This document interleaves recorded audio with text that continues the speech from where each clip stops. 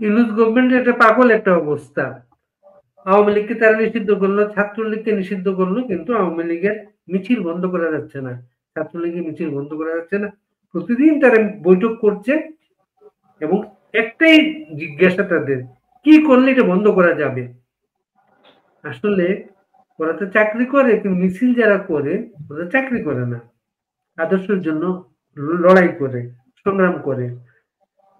মিছিলের দুই মুখ আমাদের কাছে, আবার সামনে মিষ্টি সুভাষ আর সারিয়ার সুমন, সারিয়ার সুমন, তাই না?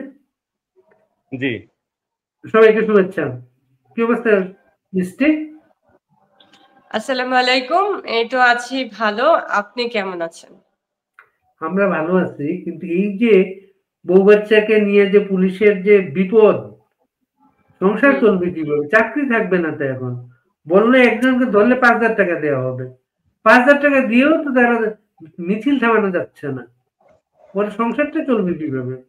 ওই যে 14 মাস লুটপাট করেছে, তারপরে এই সুদি ইউনূসের কাছ থেকে মানে মোটা অঙ্কের টাকা নিয়েছেন, এবং চাঁদাবাজ এই টোকাই বাহিনী বলেন, চাঁদাবাজ, তারপরে যে এই রক্কাটা পার্টি তাদেরকে উৎসাহিত করেছে অনেক মানে মোটা অঙ্কের টাকার বিনিময়ে। তো সেইগুলো খেয়ে আওয়ামী লীগের নেতা কর্মীদেরকে নির্মম ভাবে তারা মারছে এবং লাঠিপেটা করছে, রাস্তায় দাঁড়াতে দিচ্ছে না। আমি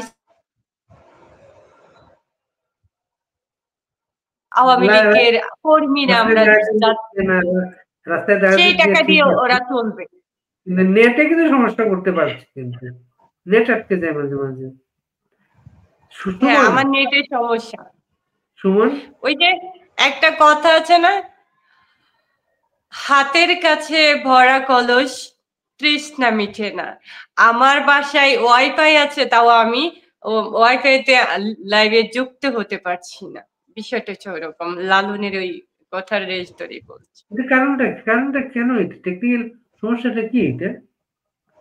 ওই যে সমস্যা একটাই, রাজাকার বাহিনীরা যারা বাংলাদেশ হতে দেয়নি, বাংলাদেশের বিরোধিতা করেছিল, সেই রাজাকার বাহিনীর এই এই যে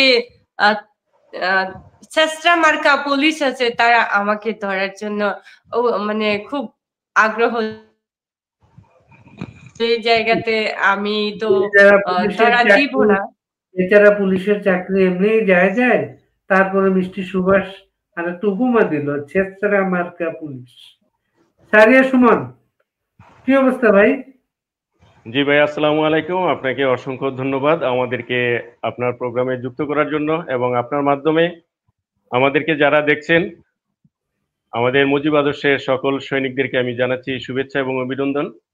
সেই সাথে আমার সহ আলোচক আজকে আমাদের এই প্রোগ্রামে যুক্ত আছেন মিষ্টি সুভাষ, এই দলের দুঃসময়ের একজন সাহসী অগ্নিকন্যা, আমার সহকর্মী সহযোদ্ধা। আমি তাকেও জানাচ্ছি শুভেচ্ছা এবং অভিনন্দন। জি ভাই, আপনি আসলে যে বিষয়টা নিয়ে কথা বললেন, যে পুলিশের যে বিষয়টা, মিষ্টি সুভাষ খুব সুন্দরভাবে বলেছে এই বিষয়টা। আসলে যে পুলিশের এখন, আমি যদি একটু, আসলে আমার অনেক কথাবার্তা কিন্তু অনেক সময় অনেকের গায়ে লেগে যায়, কারণ আমি যদি একটু যুক্ত করি এখানে, যে আমরা এখন এই দলের দুঃসময়ে যারা তৃণমূল থেকে দলের জন্য যুদ্ধ করতেছি, আমাদের প্রান্তীয় নেত্রী জননেত্রী শেখ হাসিনার হাতকে শক্তিশালী করার জন্য এবং দলটাকে সুসংগঠিত করার জন্য আমরা যারা আন্দোলন সংগ্রাম করছি তৃণমূল থেকে, আমরা কিন্তু যোদ্ধা। কারণ আমরা স্বীকার করি যে আমরা এখন যোদ্ধা, যেহেতু আমরা যুদ্ধ করতেছি। আর যোদ্ধাদের কথাবার্তা কিন্তু অনেকের গায়ে খুব ভাবি লাগে, সেটাই স্বাভাবিক, কারণ অন্যান্য লোকদের মতো কিন্তু যোদ্ধারা কথা বলতে পারে না। তো সেই জন্য আমি যদিও কথা বলি হয়তো একটু খুব খোসালো হয়ে যাবে, তো আমি সেই লক্ষ্যেই বলতে চাই যে পুলিশের যে বিষয়টা, আসলে এখন আমি বলবো যে আমি আইনের প্রতি যথেষ্ট শ্রদ্ধাশীল, আমি শ্রদ্ধা রাখি, কিন্তু পুলিশের একটা নির্লজ্জতা, আমি এটাই বলবো। কারণ তাদের মধ্যে যে একটা বিষয় আমি দেখতে পেয়েছি 5 আগস্টের পরে, যে এতগুলো পুলিশ সদস্যকে তারা এই ষড়যন্ত্রকারী, এই দখলদার ইউনূস, তারা নির্মমভাবে হত্যা করেছে, সারা বিশ্ব দেখেছে। পুলিশ সদস্যদেরকে তারা লটকিয়ে মানে নির্যাতন করে, অমানসিক মানে অমানবিকভাবে তারা নির্যাতন নিপীড়ন করে, অত্যাচার করে, পিটিয়ে হত্যা করেছে। কিন্তু তারপরে কিন্তু তারা তাদের সহকর্মী, তাদের একজন ভাই হিসেবে, দেশের একজন সৈনিক হিসেবে তারা কিন্তু একটুও তারা মর্মাহত হয় নাই। কারণ দেখেছি যে 5 আগস্টের পরে তারা কিন্তু আমাদেরকে দমন নিপীড়ন করার জন্য কিন্তু তারা উঠে পড়ে লেগেছে এই সুদী মহাজন ইউনূসকে খুশি করার জন্য। কিন্তু তারা একটাবারও, আমি জানি না তাদের কেন এই যেটা কাজ করে, যে তাদের সহকর্মী যারা ছিল, যে এতগুলো পুলিশ হত্যা করলো, সেইটার জন্য কিন্তু তাদের মানে আমি মনে হয় না যে তাদের কষ্ট হচ্ছে। যদি কষ্ট হইতো তাহলে কিন্তু তারা আমাদের সাথে এরকম আচরণ করতো না। আর এখন পুলিশের সাথে যে আচরণগুলো এই দখলদার ইউনূস করছে, সেটা আসলে দুঃখ প্রকাশ করছি আমি তাদের পরিবারদের দিকে তাকিয়ে। কারণ বাংলাদেশ আওয়ামী লীগ সরকার, জননেত্রী শেখ হাসিনা সরকার যখন ছিল, শুধু যে পুলিশকেই একটা সাপোর্ট দিয়েছে তা কিন্তু না, সারা বাংলাদেশের প্রত্যেকটা নাগরিককে ভালো থাকার জন্য, সুখে শান্তিতে থাকার জন্য কিন্তু এই জননেত্রী শেখ হাসিনা সরকার যথেষ্ট সাপোর্ট দিয়েছে। এবং পুলিশের যে পরিবার, তারা যেন একটু ভালোভাবে সচ্ছলভাবে জীবনযাপন করতে পারে, সৎভাবে, সেই ব্যবস্থা কিন্তু করে দিয়েছিল। কিন্তু এখন এই যে সুদখোর ইউনূস, যে আমাদেরকে ধরার জন্য, আমাদেরকে গ্রেপ্তার করার জন্য সে 5,000 টাকা কিন্তু সে পুরস্কার দিবে এরকম ঘোষণাও করেছে। কিন্তু তারপরেও এখন আমাদেরকে, আলহামদুলিল্লাহ, আমি মনে করি, আমি আমার জায়গা থেকে তৃণমূলের একজন সহযোদ্ধা, সহকর্মী, একজন যোদ্ধা হিসেবে আমি বলতে চাই, 5,000 টাকা না, 5 লক্ষ টাকা দিলেও বাংলাদেশ আওয়ামী লীগের সৈনিকদেরকে তারা দাবায় রাখতে পারবে না। তারা গ্রেপ্তার যতই করুক, আমাদেরকে দাবায় রাখতে পারবে না। এটা হচ্ছে যে আমার টোটাল একটা ফাইনাল মেসেজ। সুমন, আচ্ছা আমরা মিষ্টির কাছে এবার যাই। মিষ্টি, সুমন একটা কথা বলেছে যে পুলিশ হত্যা করা হয়েছে, তোমরা কিন্তু পুলিশের প্রতি সমবেতি, পুলিশ হত্যার বিচার চাও, তারপরও পুলিশ সেটা মনে রাখলো না, তোমাদেরকে গ্রেপ্তার করার চেষ্টা করছে। পুলিশের হয়তো সে চাকরি করে, তার আদেশ, তার চাকরি রক্ষা করতে হবে, কিন্তু পুলিশ কি মনের দিক থেকে অন্য মতামত কি রাখে না এই মানুষগুলা আমাদের ভাইদের হত্যার বিচার চায়?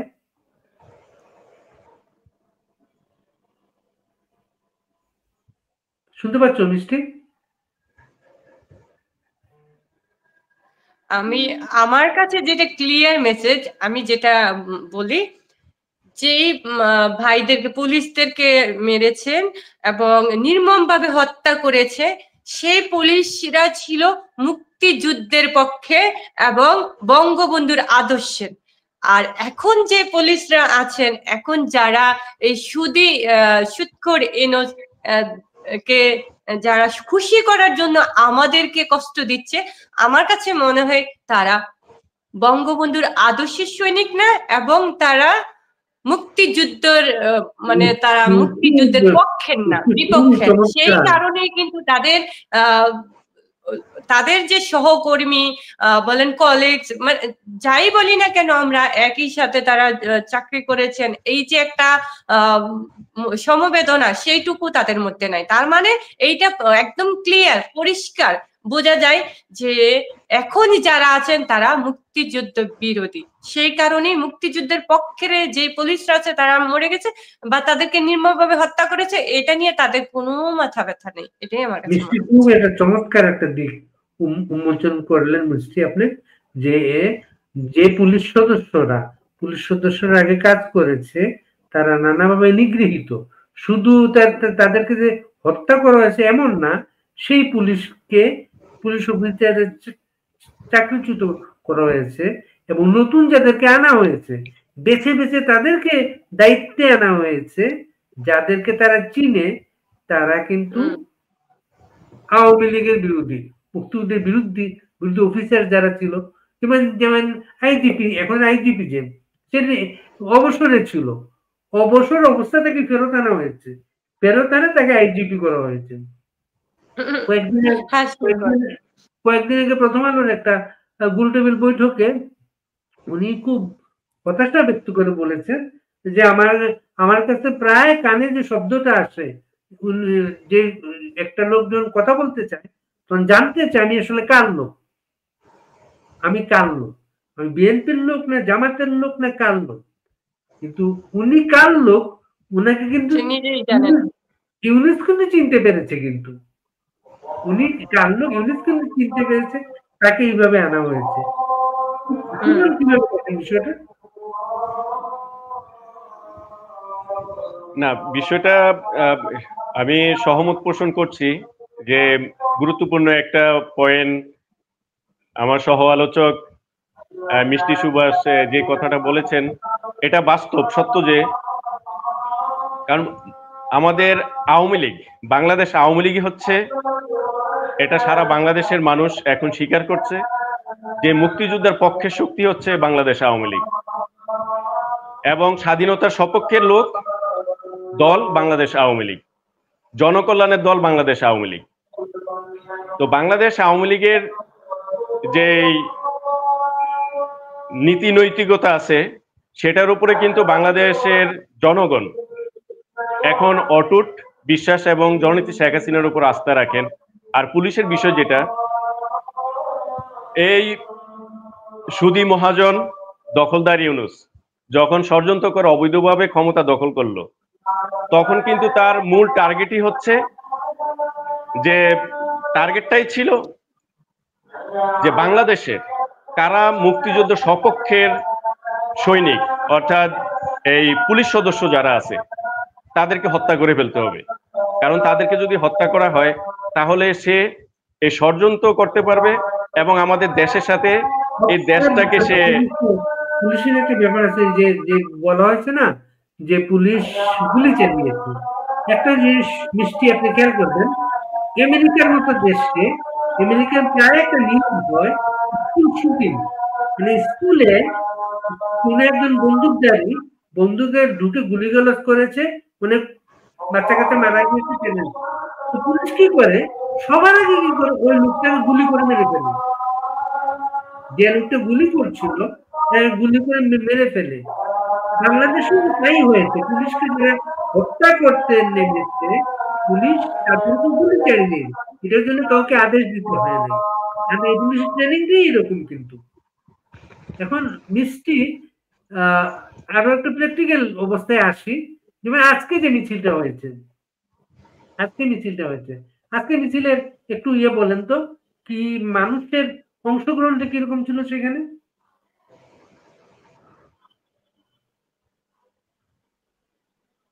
শুনতে পাচ্ছেন মিষ্টি?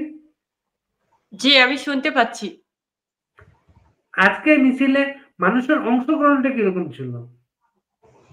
আজকের মিছিলের অংশগ্রহণটা ছিল মোটামুটি, অনেক বেশি ছিল না, কারণ এই যে শুধু ইউনূসের চক্রান্ত ষড়যন্ত্রটা একটু বাড়িয়ে দিয়েছে। মিছিলটা যারা আয়োজন করেছে তো সবাই জানে কে কে মিছিলে আসবে না, কয়েক মোটামুটি জানে। কিন্তু মিছিলের শুরুর পরে কিছু পথচারীদের মধ্যে যে একটা যোগ দেয়াটা, সেটা আমি জানতে চাচ্ছি আর কি।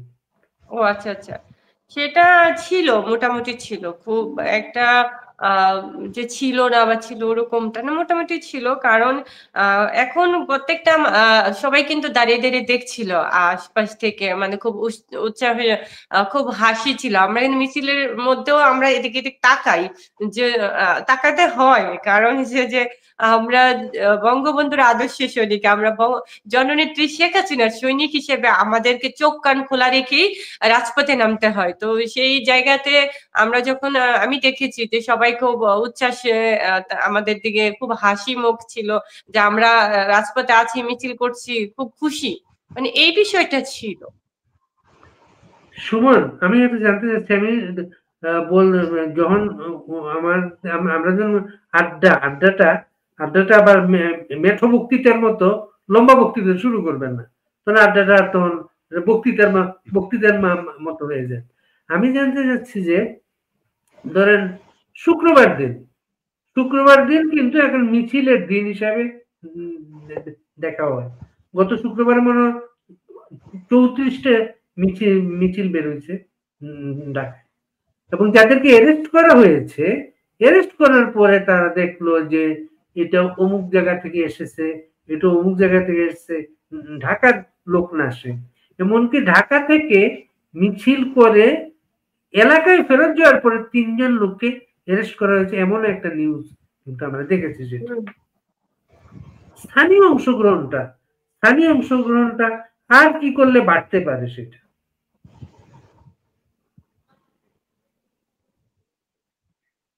জি ভাই, ধন্যবাদ। আসলে স্থানীয় যে অংশগ্রহণটা, এখন এটা আমরা যে বিষয়টা আপনি বলেছেন, এটা কিন্তু তারা প্রচার করতেছে এই ইউনুস গং বাহিনী, যে বিভিন্ন জায়গা থেকে আসছে, ঢাকায় অবস্থান করতেছে, ঢাকায় অংশগ্রহণ, যারা ঢাকায় অবস্থানরত তারা করছে না। এবং আমি পাশে এটাও বলতে চাই আপনার একটু সুবিধার জন্য, এবং আমাদের তৃণমূলে যারা আমাদেরকে শুনছেন তাদেরকেও বলছি আমি একটা মেসেজ, যে আমরা ইতিমধ্যে এটাও শুনেছি যে আমাদের আওয়ামী লীগের যে মিছিলগুলো হচ্ছে, এখানে নাকি আওয়ামী লীগ থেকে টাকা পয়সা দেয়া হচ্ছে। এই যে একটা মিথ্যাচার, হ্যাঁ, এবং তারা বলছে এটা টোটাল হচ্ছে যে একটা মিথ্যাচার। কারণ বাংলাদেশ আওয়ামী লীগের উপরে জনগণের স্বতঃস্ফূর্ত একটা সমর্থন আছে, এবং তৃণমূল পর্যায়ে আমরা যারা মিছিলগুলো করছি, আমরা কোনো ধরনের আর্থিক সহায়তা কারো থেকে নিয়ে কিন্তু আমরা করছি না। এই গেল এক। আর দ্বিতীয় হচ্ছে যে আপনি যেটা বললেন যে আমরা স্থানীয়ভাবে যে আমাদের সমাগমটা বৃদ্ধি করার জন্য, এখন দেখেন আমাদের আন্দোলন সংগ্রাম করার জন্য আমাদের মূল টার্গেট যেটা আমি বলছি, যে আমাদের কিন্তু ঢাকা কেন্দ্রিক, আমাদের আন্দোলন সংগ্রাম করতে হবে ঢাকা কেন্দ্রিক। এখন আমি চাঁদপুর মতলবের ছেলে, আমি যে মতলব আমার উপজেলার মধ্যে আমি একটা মিছিল দেই, সেই মিছিলটা কিন্তু আমার ওই অঞ্চলের জন্য মোটামুটি একটু উজ্জীবিত হয়ে কাজ করবে। কিন্তু আমার সামগ্রিকভাবে শক্তিশালী একদম জোরালো ভাবে যদি আমার আন্দোলন করতে হয়, সেটা কিন্তু আমার ঢাকায় করতে হবে, ঢাকা কেন্দ্রিক। তো সেই জন্য এখন এই যে বলছে অনেকে যে আমরা ঢাকায় করছি, কিন্তু ঢাকার লোক না, ঢাকার বিভিন্ন অঞ্চলের বা বাইরের ডিস্ট্রিক্টের লোকেরা করছে, এটা হচ্ছে তাদের, আমি মনে করি তাদের একটা অগ্রহণযোগ্যতা একটা কথা। কারণ আমরা ঢাকা কেন্দ্রিক আন্দোলন সংগ্রাম করব, এটা হচ্ছে যে আমাদের থিম, আমাদের ইয়ে হচ্ছে যে আমরা আন্দোলন সংগ্রাম করব ঢাকায়। আর স্থানীয়ভাবে এই যে কথাটা ঢাকা কেন্দ্রিক বা ঢাকায় মিছিলটা হচ্ছে, এটা মানে একটা যৌক্তিক কারণে, যেমন হচ্ছে যে আপনি মতলবে চাঁদপুর মতলবের লোক, আপনার এলাকায় আপনি থাকতে পারতেছেন না, হ্যাঁ, এর জন্য ঢাকায় যেহেতু সারা দেশের মানুষের অংশগ্রহণে ঢাকা খুব ঘনবসতিপূর্ণ একটা জায়গা, এটা মিছিল করে মানুষের ভিড়ে মিশে যাওয়া যায় কিন্তু এখানে, এর জন্য ঢাকার বিষয়টা। আরেকটা বিষয় হচ্ছে ওই যে টাকার বিষয়টা, টাকা দিয়ে আসলে এগুলো হয় না।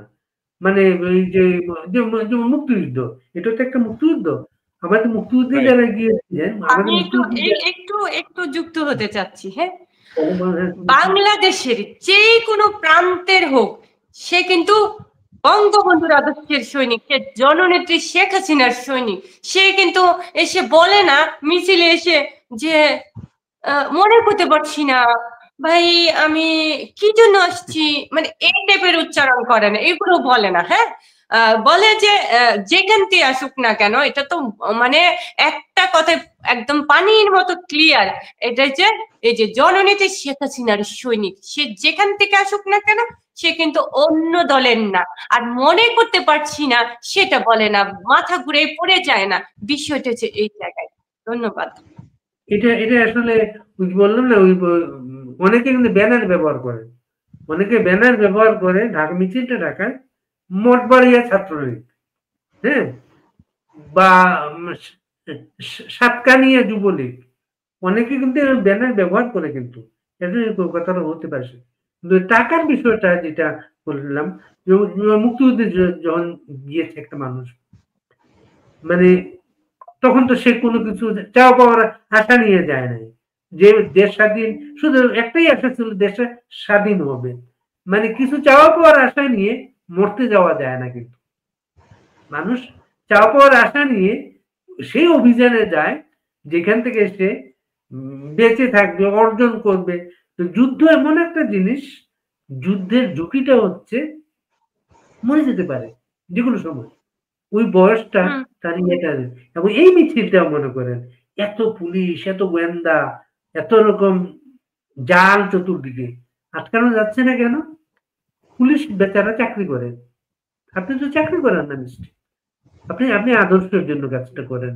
এবং আপনার আপনার বয়সটা এমন যে ওই যে বাধা দিলে বাঁধবে লড়াই, আপনাকে বলছে মিছিল করা যাবে না, তখন আপনার ভেতরে প্রতিবাদটা তৈরি হয়, বলে কি মিছিল করতে দিবে না, ত্যাগ প্রতিবাদটা আরো করতেছে, জোরালো হয় তখন। আরো আরো জোরালো হয় মিষ্টি। আর হয়ে যায়। আপনার আপনার মতো মিষ্টি সুভাষের অংশগ্রহণ কম কিন্তু মিছিলে, কেন? সেটা আসলে আমার কাছে যেটা মনে হয় যে সবাই হয়তো ফ্যামিলির বিষয়টা দেখে এবং আহ, একটা দায়িত্বর জায়গা থেকে মনে একটা দায়িত্ব যেটা আছে, যেমন আমি মনে করি আমি বাংলাদেশের একজন সাধারণ নাগরিক হিসেবে, জননেত্রী শেখ হাসিনার সৈনিক হিসেবে, বঙ্গবন্ধুর আদর্শের সৈনিক হিসেবে আমার কাছে মনে হয় এটা আমার কর্তব্য, আমার দায়িত্ব এই যে রাজপথে থাকাটা। আর আমার মতো আর অনেকে আছেন, তবে রাজপথে নেই, এই বিষয়টা না, ওরাও চেষ্টা করছে, আওয়ামী লীগ ওরা যখন ওরা ক্ষমতায় আমাদের ছিল প্রতি আসার আওয়ামী লীগ চেষ্টা যখন করছে। ক্ষমতায় ছিল, আওয়ামী লীগ যখন ক্ষমতায় ছিল, তখন কিন্তু জি মিছিলের সামনে কয়েকটা স্তর মেয়েদের আমরা দেখতাম, হলের মেয়েদের দাপট আমরা দেখতাম, নানা কথা শুনতাম সেইটা। হ্যাঁ, এমনকি আওয়ামী লীগ যখন সর্বশেষ বিরুদ্ধে ছিল, যুব মহিলা লীগ খুব আলোচিত একটা সংগঠন ছিল, অপু উকিলরা কিন্তু তৈরি হয়েছিল যুব মহিলা লীগের মাধ্যমে। সেই টিমটা আসতে দেরি হচ্ছে, সুমন কি মনে করেন? যে আসলে এই জিনিসটা যে আসতে দেরি হচ্ছে, সেটার আমি মনে করি এটার একটা কারণ হচ্ছে যে এই যে অবৈধ দখলদার ইউনূস, সে কিন্তু নারীকে সম্মান দিতে জানে না, এই সে তো নারীকে আবার ইজ্জত দিতে জানে আবার না। বক্তৃতায়, আবার নেটো বক্তৃতায় চলে না, যাচ্ছেন। বক্তব্য শেখ না হাসিনার আমি। মতো, শেখ হাসিনার মতো একটা মহিলা এই বয়সে, এই বয়সে তার যেখানে বিশ্রামের কথা ছিল সকাল থেকে রাত পর্যন্ত 24/7 এই মহিলাটা ক্ষমতায় যখন ছিল সারাক্ষণ 24/7 প্রাইম মিনিস্টার ছিলেন উনি। এখন ক্ষমতায় নাই, 24/7 প্রাইম নেত্রী, সারাক্ষণ সবার সাথে কথা বলতেছেন, সবাই ইয়ে করতেছেন। হ্যাঁ, কিন্তু সংখ্যাটা সংখ্যাটা আমি বিশেষ করে বললাম আজকে এই কারণে আপনাকে, আমি আমি বলছিলাম আপনাকে যে আপনাদের টিমে আমি কয়েকজন নিয়ে টিম বারবার, আমাদের 8টার সময় একটা প্রোগ্রাম আছে, অনেকটা থাকবে, টিমে যখন অংশগ্রহণটা দরকার, ছেলে মেয়েদের সবার অংশগ্রহণ দরকার, আপনারা এক মিষ্টি সুভাষ ছাড়া কাউকে আনতে পারছেন না, এটা কিন্তু এক ধরনের দুর্বলতা না কিন্তু। না না ভাই, আমি আপনাকে বলি, যেমন আপনার এখন আপনার এই শোতে এটা আসবে, সকলেই আসবে, আমাদের অবশ্যই আসবে, কিন্তু আপনি যে মিছিলের বিষয়টা যেটা বলছেন, আসলে আমি বক্তব্যের দিকে যাচ্ছি, সেটা কিন্তু না, যেটা বাস্তবতা সেটা হচ্ছে এখন আমি মিছিলের মধ্যে এই যে এই মিষ্টি সুভাষদের মতো যারা, আমরা যারা যুদ্ধ করতেছি যে মৃত্যুকে আলিঙ্গন করে, তো এরকম হয়তো অনেকে আসতে চাচ্ছে না বা চাইলেও পারছে না, এই কারণে যে এইটাই আমি আবারও বলছি যে এখন এই যে বর্তমান সরকার, এই অবৈধ সরকার, ডক্টর ইউনূস, এই সুদি ইউনূস, সে কিন্তু নারীর ইজ্জত দিতে পারে না, নারীকে সম্মান দিতে জানে না। কেন বলছি? সে প্রশাসন দিয়ে কিন্তু আমাদের নারীর উপরে, না না প্লিজ আমাকে একটু বলেন, না এটা শেষ করছি।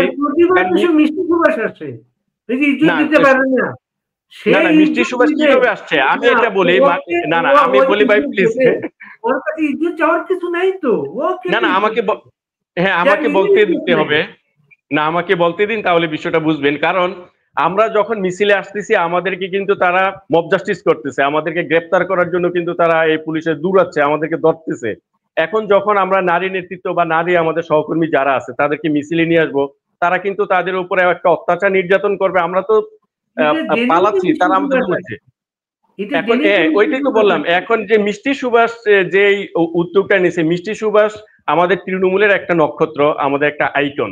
এই মিষ্টি সুভাষ থেকে আমি বলবো যে যুবলীগ, যুব মহিলা লীগ এবং আমাদের মহিলা আওয়ামী লীগের যারা আছেন, আমি সকলকেই বলবো যে তার থেকে সাহস অর্জন করতে হবে, দেখতে হবে যে শুধু নেতা হয়ে গেছি, যে আমাদের সিনিয়র নেতা যারা আছেন, যে তৃণমূল থেকে যে সাহস অর্জন করা যায় না, সেটা যদি মনে করে তাহলে আমি মনে করবো যে হয়তো কোনো একটা জায়গায় ভুল আছে। কারণ তৃণমূল থেকেও একটা সাহস অর্জন করার মতো একটা জায়গা কিন্তু এই মিষ্টি সুভাষরাই এবং আমরা সারিয়া সুমনরাই কিন্তু আমরা একটা স্পেস রাখছি যে সাহস অর্জন করার মতো জায়গা। কারণ দেখেন মিষ্টি সুভাষরা আসছে কিভাবে, সে দলকে ভালোবাসে, নেত্রীকে ভালোবাসে, বঙ্গবন্ধুর আদর্শ লালন করে, সে জীবনকে উৎসর্গ করে দিয়েছে। গ্রেপ্তার হয়েছে, তার উপরে কিন্তু অনেক ধরনের চাপ আছে এবং তার উপরে মব জাস্টিসও করা হয়েছে এবং চেষ্টাও করেছিল, সেটা আপনারা সকলেই জানেন। কিন্তু তারপরে কিন্তু তারা থেমে নাই। সারিয়া সুমন এত দিন ধরে আন্দোলন করে মব সন্ত্রাস বলবেন, মব জাস্টিস না।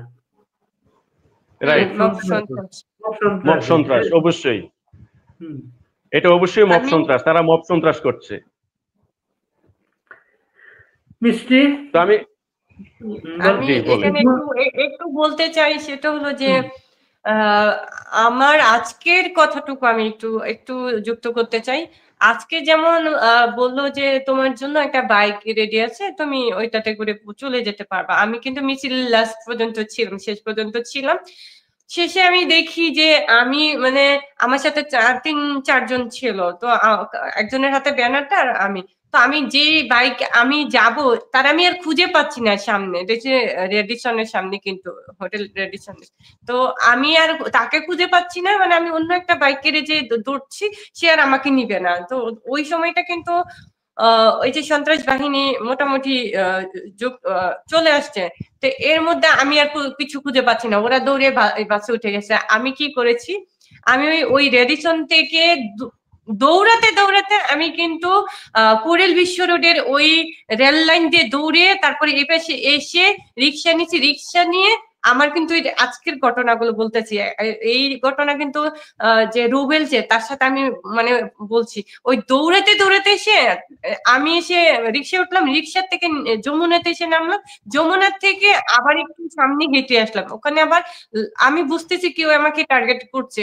আবার আমি বাস উঠলাম, বাস থেকে নতুন বাজারে এসে নেমে একটা বাইক নিলাম, বাইক থেকে তারপরে দেন বাসার কাছে আসছি, ওখান থেকে হেঁটে বাসায় আসছি। আজকের ঘটনাটা, তারপরেও কিন্তু আমার মনে হয় না যে আমি আবার এই যে ফোন আসতেছে বা কোথায় কি হবে। আমার একটাই কথা, জননেত্রী শেখ হাসিনাকে তার সম্মানের জায়গায় ফিরিয়ে দিতে হলে রাজপথের বিকল্প কিছু নাই, কিছু হতে পারে না, রাজপথেই থাকতে হবে। আমি বিশ্বাস করি, এটা মনে করি, এই যে আমার যে ভাইয়া উনি যে পরিশ্রম করে যাচ্ছে বা আমরা করার চেষ্টা করছি, আমরা কিন্তু পারি বা পারছি ওরকম না, চেষ্টা করে যাচ্ছি। তবে আমি সকলের উদ্দেশ্যে এটাই বলতে চাই, আমাদের রাজপথে থাকতে হবে। এখন এমনিতে আমারকে নিয়ে অনেক ষড়যন্ত্র চলছে ভাই, আমি কারো বিরোধিতা বলতে চাই না, কিছু বলতে চাই না, সবাইকে বলতে চাই আপনারা যদি এই মানুষটাকে ভালোবাসেন মন থেকে, তবে ওনার জন্য মৃত্যুকে মানে হাতে নিয়ে আসবেন রাজপথে, দেখবেন মৃত্যু হবে না। আল্লাহ যদি চান আমাদেরকে বাঁচিয়ে দিবেন, তবে রাজপথের বিকল্প কিছু নাই, কিছু হতে পারে না। এটা বঙ্গবন্ধুর বাংলাদেশ, এটা জননেত্রী শেখ হাসিনার বাংলাদেশ। বঙ্গবন্ধুর বাংলাদেশে কোনো রাজাকারের ঠাঁই হতে পারে না, হতে আমরা দিব না। এই প্রতিজ্ঞা নিয়ে আমি সকলের উদ্দেশ্যে বলছি, আপনারা রাজপথে নেমে আসেন। ধন্যবাদ ভাইয়া। ধন্যবাদ ভাই। আমি মিষ্টি সুভাষের সাথে আমি একটা বিষয় বলতে চাই, যে এই যে ষড়যন্ত্র করা বা আমাদের সাথে এখন যারাই করছে, আসলে আমি বিষয়টা আরেকটু বলতে চাই যে আমি সকলকে আহ্বান করব, বাড়ি ভাই, আপনার এই প্রোগ্রামের মাধ্যমে আমাদের তৃণমূলের যারা আছেন, যারা আপনারা কাজ করার আগ্রহ করতেছেন, বঙ্গবন্ধু আদর্শ লালন করেন, কিন্তু এখন ভয়ে আছেন। দেখেন, আমরা কিন্তু সেই 5 আগস্টের পর থেকে আমরা আন্দোলন সংগ্রাম করে যাচ্ছি, আমরা মৃত্যুকে আলিঙ্গন করে। কারণ বঙ্গবন্ধুর সৈনিক যারা, জননেত্রী শেখ হাসিনা সৈনিক যারা, তারা কিন্তু ভয় পায় না। আর যুদ্ধ যখন করতে হবে তখন কিন্তু ভয়কে বিদায় দিতে হবে, ভয়কে উপেক্ষা করে আমাদের রাজপথে নামতে হবে। তো সেই জন্য আমি আপনাদেরকে আহ্বান করব যে আমাদের পিছনে যারা বিভিন্নভাবে আপনারা ষড়যন্ত্র করছেন বা জামাত বিএনপির সাথে অনেক সময় দেখা যাচ্ছে যে একটু ভালো থাকার জন্য আমাদের বিভিন্নভাবে আমাদেরকে বাজে মন্তব্য করতেছেন, আমাদেরকে থামিয়ে দেওয়ার জন্য। আমি সেই জায়গাটা থেকে আমি আপনাদেরকে বিনীত অনুরোধ করব, আপনারা আসুন, আপনারা রাজপথে নামুন। কারণ আমরা কিন্তু দেখেন, যদি রাজপথে না নামি, আমরা কিন্তু আন্দোলন সংগ্রাম করে আমরা ঘরে বসে থেকে বা অনলাইনে সারাদিন যুদ্ধ করব, অনলাইনে লিখবো, তাহলে কিন্তু আমরা সাকসেস হতে পারবো না। আমাদের অনলাইনে প্রতিবাদ করতে হবে, যেহেতু আমাদের এখন মিডিয়া বলতে গেলে না, আরেকটা ইস্যু চলে আসতেছে যে এই যে অবৈধ ইউনুস, সুদী ইউনুস মিডিয়াকে জিম্মি করে রেখেছে। তো এখন আমাদের পক্ষে বা সত্য কথা কিন্তু মিডিয়া তুলে ধরতেছে না। তো সেই জন্য তাদের এই অসঙ্গতির বিপক্ষে আমাদের প্রতিবাদ করতে হবে অনলাইনে, আমাদেরকে মিডিয়া হিসেবেও কাজ করতে হবে এবং আমাদেরকে রাজপথে নামতে হবে।